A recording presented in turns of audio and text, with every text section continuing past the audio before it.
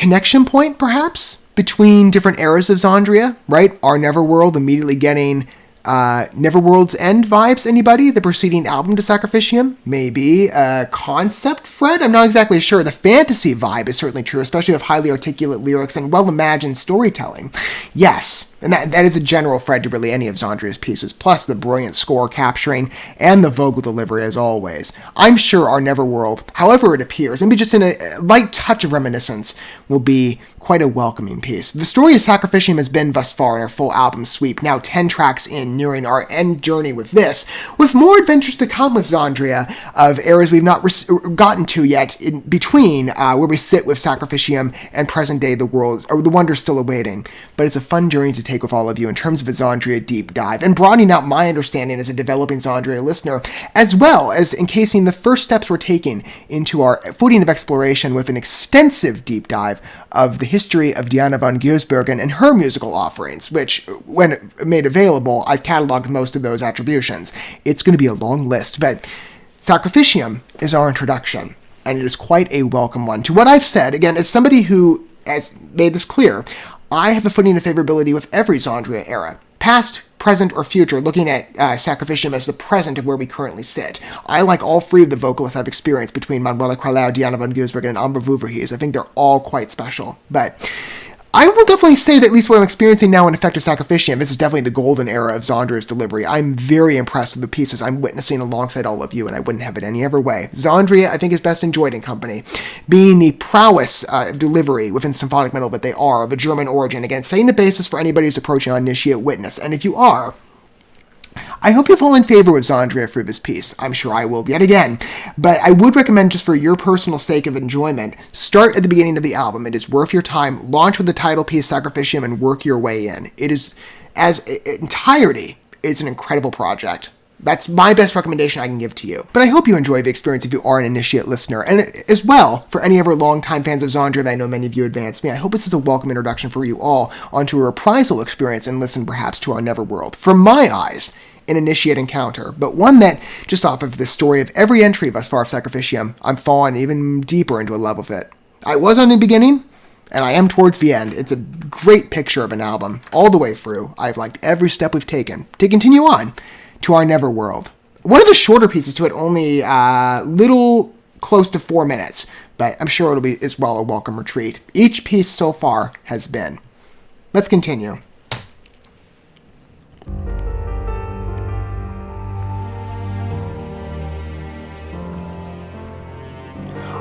I'm anticipating a ballad direction, but again, XANDRIA has been changing that wildly in the past. Just on first footing, yeah. So far,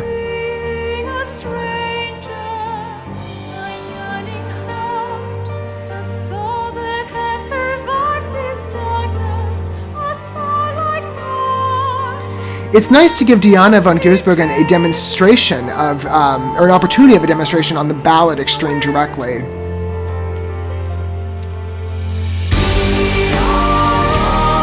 And this is the first verse. With dramatic ambiance flooding in as of this section. And more pronounced vocal reaches as always. She's so incredible with the talent.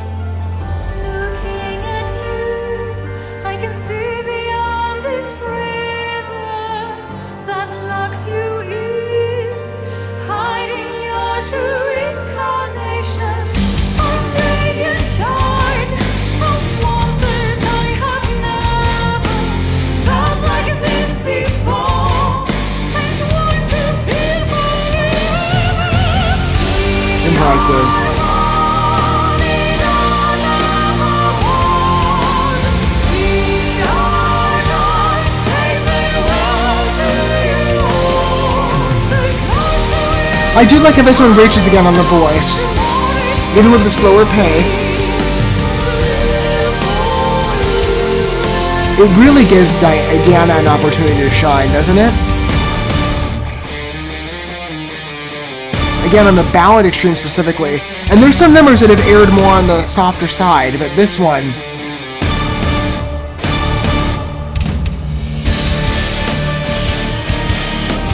Definitely has a change of face. On this later half, a bit of a versatility.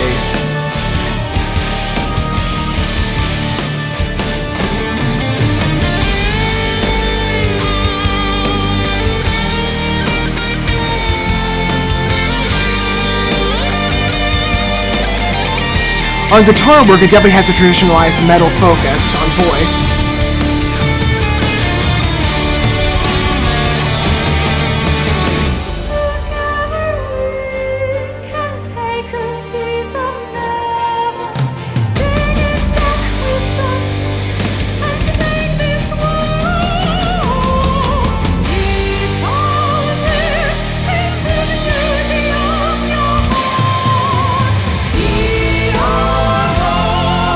Okay, vocal key ascendancy, vocals match in time with the pitch.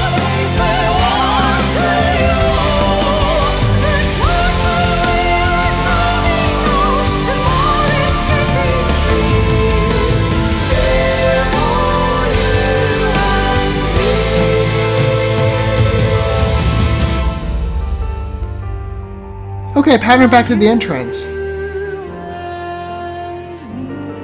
Good cap.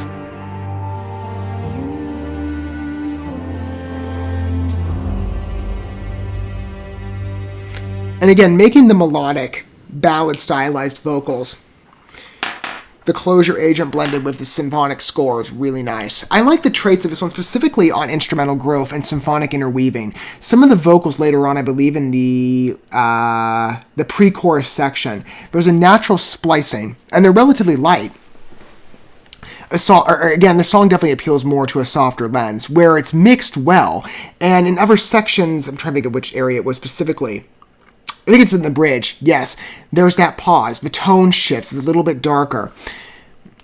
Good variance. It reminds me of XANDRIA of present day. What's the one that's coming to my mind right now? It's one of the Wonder Still Awaiting pieces that we entertained. Maybe it's...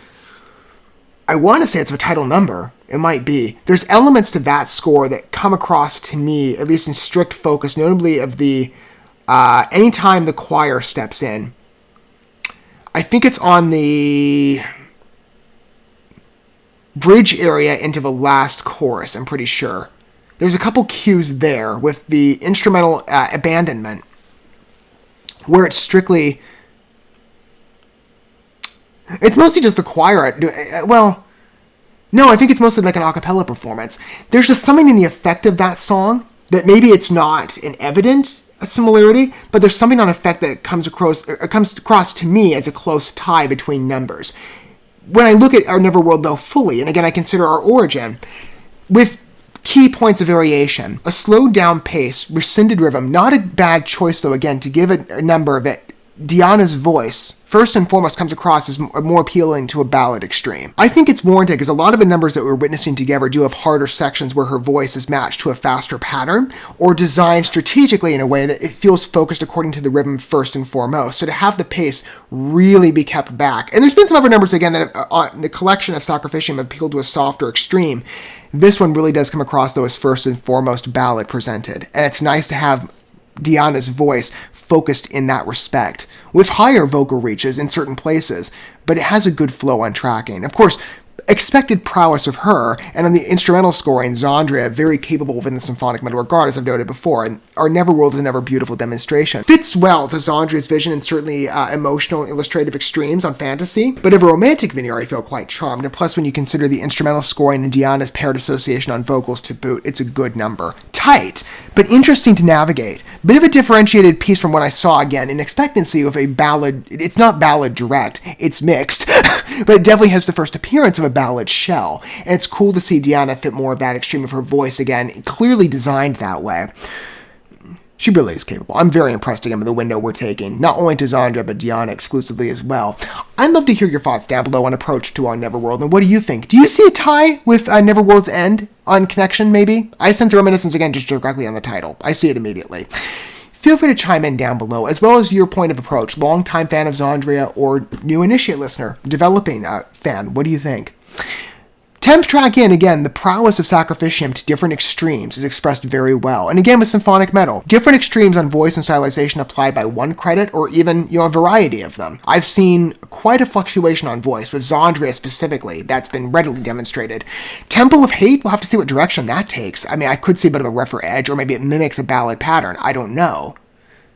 Based on its ominous foretelling, I could see it more appealing to a harder extreme. We'll find out for ourselves, but our Neverworld definitely changes pace a bit, but it's controlled well and beautifully designed. The structure is quite interesting to take in and analyze, again, as a point of departure from other pieces, with still a clear reminiscence and thread to not only XANDRIA of today. I still see that association to some of the pieces on The Wonder Still Awaiting, notably the title number and effect, but the control is quite impressive with the number and the lyrics as imagined. A beautiful emotional journey that does connect and resonate and creates a fanciful picture that is immediately endearing to a new XANDRIA listen. That's always the story with them, and certainly off the body of Sacrificium. No piece has acted as an exception to that. With only more experiences to come, but I cannot wait to take those with you. Thank you so much for watching this video. Before you bounce, feel free to drop a like and comment, subscribe to this channel with a ding on the bell, and share this video with your friends. And consider checking out the description here. There you'll find links to my other channels, as well as addresses to my other social media accounts and ways you can help support my work if you feel so inclined. May God bless you, and looking forward to when our paths cross again.